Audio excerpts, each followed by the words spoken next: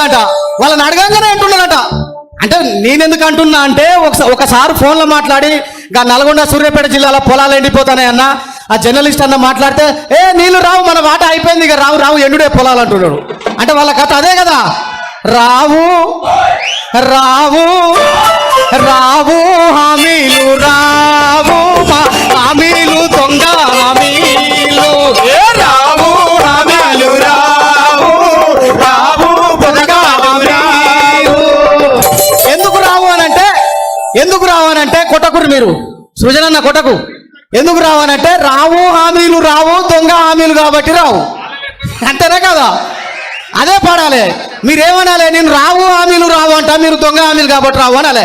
అరే రావు హామీలు రావు దొంగ హామీలు రావు, రావు హామీలు రావు దొంగ హామీలు రావు, రావు హామీలు రావు దొంగ హామీలు రావు.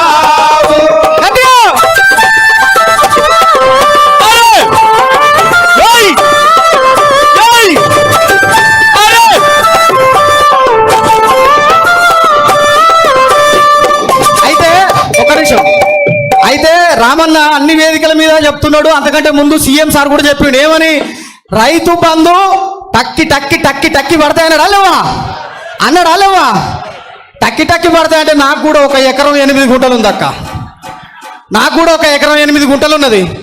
టక్కి టక్కి పడతాయేమో అంటే టక్కి లేదు టిక్కు లేదు, ఏడికెళ్ళి పడతలేవు, ఎట్లా పడతలేదు ఏంద్రా అని చూస్తే నాకు అప్పుడు అనిపించింది, నీ టక్కి టక్కి సౌండ్, నీ టక్కి టక్కి సౌండ్ ఏది సీఎం సారు, నీ టక్కి టక్కి సౌండ్ ఏది సీఎం సారు, నీ మాటలన్నీ నీటి మూటలయ్యను నేడు, నీ టక్కి టక్కి సౌండ్ ఏది సీఎం సారు, నీ మాటలన్నీ నీటి మూటలయ్యను నేడు, నీ టక్కి టక్కి సౌండ్ సీఎం సారు, నీ మాటలన్నీ నీటి మూటలయ్యను నేడు, నీ టక్కి టక్కి సౌండ్ ఏది సీఎం గారు, నీ మాటలన్నీ టక్కి టక్కి సౌండ్ ఏది, టక్కి టక్కి సౌండ్ ఏది, టక్కి టక్కి సౌండ్ ఏది, నీ మాటలన్నీ నీటి మూటలయ్యను నేడు.